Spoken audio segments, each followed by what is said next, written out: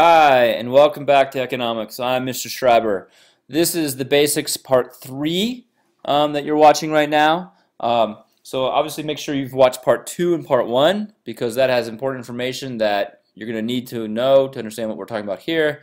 And plus, like any good movie, it's important to watch it in order. Okay? So, where are we right now? What I want to do now is spend a few minutes just talking about some key concepts, a little bit of review at the same time. First two key things. When you think in an economic way, first thing you need to realize that everything has a cost. And again, hopefully that's pretty clear to you right now at this point in the class. But just to reiterate, every time you make a choice, you have to consider your option, which we call trade-offs, and then you have to accept an opportunity cost, right? We're all pretty familiar with that. But what you're doing when you're thinking about the cost is you're kind of weighing the benefits versus the cost of whatever decision you're going to do, whether it's where you're going to spend your time or your money or your limited resources in terms of building certain products or services. So let me kind of give you an example. Okay, people think about how much they're going to benefit when they receive something versus the amount it's going to cost them. So let's talk about food. Okay, going to lunch at Panera Bread. Let's imagine that it costs you about $15 for a sandwich at Panera. The question is, how much benefit will you get by someone else making your lunch for you? Is it worth $15? If the answer is yes, then you will spend the $15 at Panera. If you think it's not worth it, if you're not going to get enough benefit, if you don't think that sandwich is going to give you enough utility, okay, then you go home and eat a sandwich out of the fridge. Okay, that's a really clear example of where you weigh the benefits and the costs, and obviously it's very economic in terms of the, obviously with money. Another example is a little off, not as economic, is let's imagine being out after curfew. Let's imagine you're out with your friends, you're hanging out, you're having a good time, but curfew has kind of come and gone. And the question is, what do you do now? Do you stay and hang out with your friends? Obviously it's a great benefit, you're having a great time, great experience, great memories, but the cost potentially could be getting a curfew ticket and obviously dealing with that legal hassle as well as the issue with your parents. So the question is how much is the benefit versus the cost? Okay. Both these examples highlight this idea that people always evaluate the benefits versus cost when making an economic decision. Okay. The next point here is that people make economic decisions voluntarily. They do it because they believe it's in their own best interests. Okay. So the economic choices you make because it benefits you, okay? And based on the information that you have available at that time, okay? So for example, you may make certain decisions about how to use your money, your time, because you're 17, 18 years old. And when you're 28 or 38, or yes, believe it one day, 48 years old, you may make some very different choices because obviously who you are, what you're doing, and the amount of information you have is going to be quite different. So can we see someone who thinks spending money on cigarettes at 16? Sure, they may think that's a great idea. When they're 36, they may not see that's a very good idea. Not that that's a good idea at any age, but that's just my opinion. Okay, but people have the freedom and the right to make the economic decisions that's in their best interest, that they believe the benefits will be much higher than the costs, okay, and therefore they can make the best choice for them. All right. Let me go back. Marginal thinking is the idea that people, when they make economic decisions, they don't think of it as all or nothing. Okay, they think of it in terms of minor changes. So obviously, you're living in a society where things cost a certain amount of money, where things take a certain amount of time.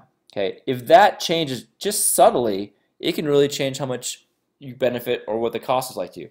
And the best example is taxes. Okay, if prices go up a little bit, people buy a lot less of stuff, okay? And we'll come back to that in a little bit, okay? Let me give you a non-economic example by what I mean. Let's imagine you're driving on the highway, and everybody drives, on average, probably about 10 miles over the speed limit. That's considered to be acceptable, okay? And many of you know this through personal experience, okay? Now, what about driving 15 miles and over? It's only 5 miles more, but a lot of people won't do that. Okay, because A, they realize cops will be able to pick you out and you could potentially get a ticket, and it's much more dangerous getting in a car accident in terms of the speed of the vehicle, and even some people's cars start to begin to shake a little bit and it's a little disconcerting. So even though it's only 5 miles more, okay, a lot of people just stick to about 10 miles an hour. It sort of becomes the unwritten rule for a lot of people. And that's an example of marginal thinking. The speed limit changed just a little bit more, but that little change had a pretty big effect on the benefit versus cost evaluation that you did. Okay, so that's the example of marginal thinking.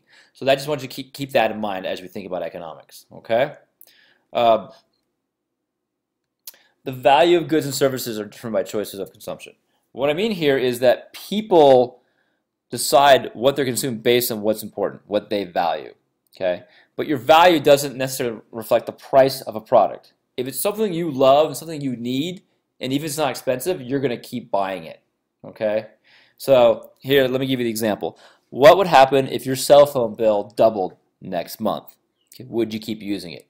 And I can see all of you shaking your heads vigorously. Yes, of course you would still use it. Okay? Most of you cannot imagine life without your cell phone. I get it. Okay. But, you know, if a price of car doubles, okay, a new car, lots of people are not going to buy it, obviously, because that's a major purchase. Okay, so it's a question of what you value. Okay, cell phones, very valuable. A lot of people say cell phones are the most valuable thing they have.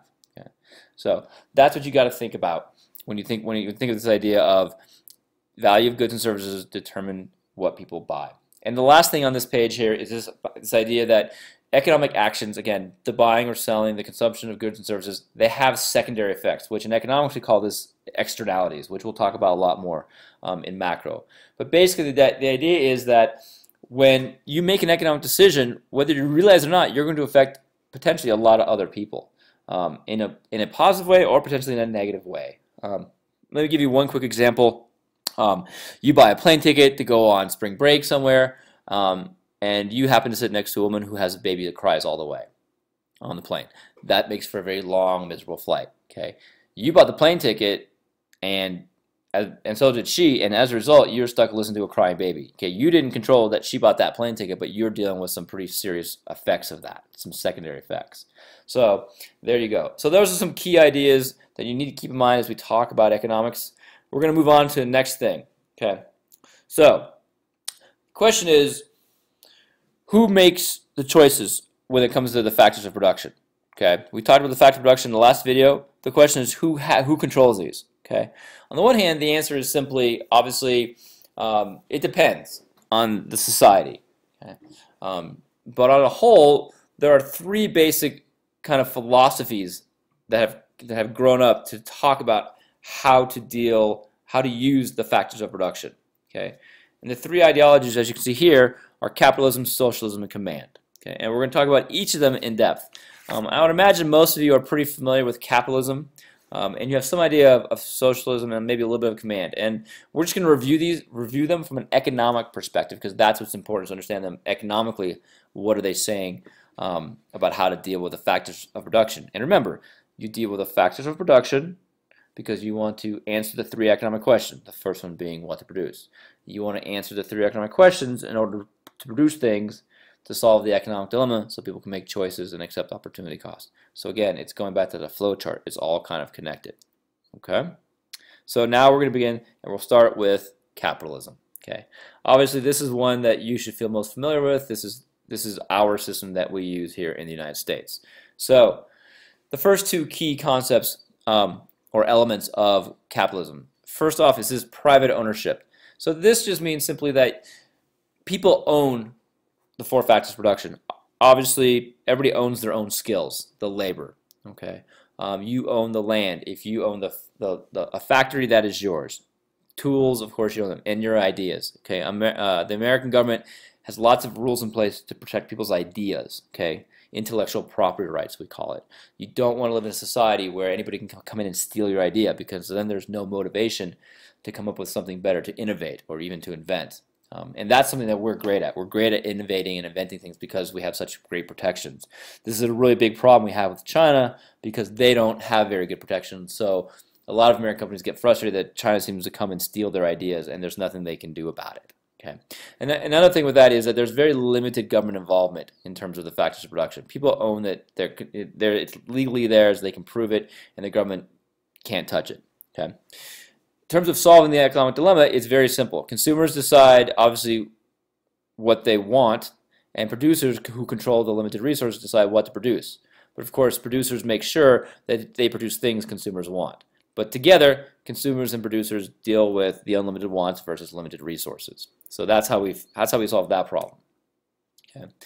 One of the key things, which is probably something if you think about, is pretty clear, is in our economic system, okay, or in this one, people are motivated by self-interest. Okay, people do things because it benefits them, which is human nature. But producers, they produce goods and services simply because they want to make money. That's their motivation. Okay, while consumers want to have prices as low as possible. So obviously, those sort of work in opposite directions. But everyone's self-interested. Producers make money, consumers want to save money. Okay, but that drives our system.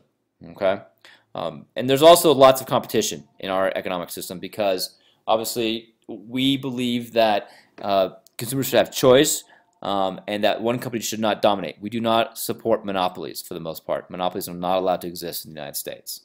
Okay. All right. So what's the upside of a capitalist system? Very simply, you can see here on the list is that it's very efficient. Okay, the factors of production are not wasted. Okay, employment is stable. Now that's relative, but there aren't huge swings usually in employment in this type of economic system, and the economy grows over time. Now that doesn't mean it can't drop sometimes, but over time it grows. And if you think about America after World War II to where it is today, it's gone through massive growth. One of the disadvantages is that there is a lack of what we call economic equity. Okay, not everybody has the same amount, and it's maybe not necessarily fair. Okay, there are some people in this society that have way much more goods and services than anybody else. There are some people who have, the top 1%. They have more than most people ever have, and so there is this imbalance, if you will, in our system, and not everybody's going to succeed at the same level, and that can be hard for some people. Okay, moving on, socialism. Okay, socialism is a little different than obviously capitalism. Okay, the key point here is that the government, as it says, controls to certain degrees some or all of the factors of production. So what I'm saying here is you might see this as where a government controls telecommunications, or it might provide health care, something like that. It doesn't mean it controls all industries. I mean, a lot of this type of systems can have private companies, ones that you're maybe very familiar with from Europe. Okay, but some of the factors of production that the government feels is important enough that they're going to control. Okay, notice though that in the socialist system, still most of the systems politically are still democratic. What that means is the people obviously vote and choose their leaders, and then the leaders, implement economic policy. Okay, and of course, if the people don't like that economic policy, then they get voted out of office. So it's not forced down the people's throat. Okay, people get to decide indirectly what to do with the factors of production by who they voted to office. Okay. The upside of this socialist system is that there's definitely a little bit more security for people. There's a lot more social programs. In this system, there is a lot of free education for a lot of people, all the way through college. Healthcare is usually provided to some degree, and there's a lot more vacation time, especially for maternity, both for fathers and mothers. In this society, in America, you get about 6 weeks. In a lot of these countries, you can get up to a year of paid maternity leave, which is pretty awesome. Okay, but the downside is they are not as efficient at producing goods and services as, say, maybe a capitalist system would be. But again, it's all about choices. It's about opportunity cost. What do you value as a society? And again, we're not saying one is right or one is wrong. We're just saying they're a little different. Okay, last one here. Command, or what we call authoritarian socialism. Authoritarian socialism. Can't say it. All right, this is what you guys think of when you think of sort of, think of the old Soviet Union. The government makes all the economic decisions. They control all the factors of production. They control all the industries. Okay, and really the goal here of the economy is supposed to be to take care of the people. That's what it's supposed to do in theory. Unfortunately, it doesn't always work out as well in practice, but that's what they're supposed to do. Okay, labor or workers are supposed to work for the good of the group or society as a whole. Okay, advantage here is, of course, jobs are guaranteed. Okay, everybody's basic needs are met, which is true. But unfortunately, it's very inefficient. There's not much produced, and people's personal freedoms are limited. All right, See you later.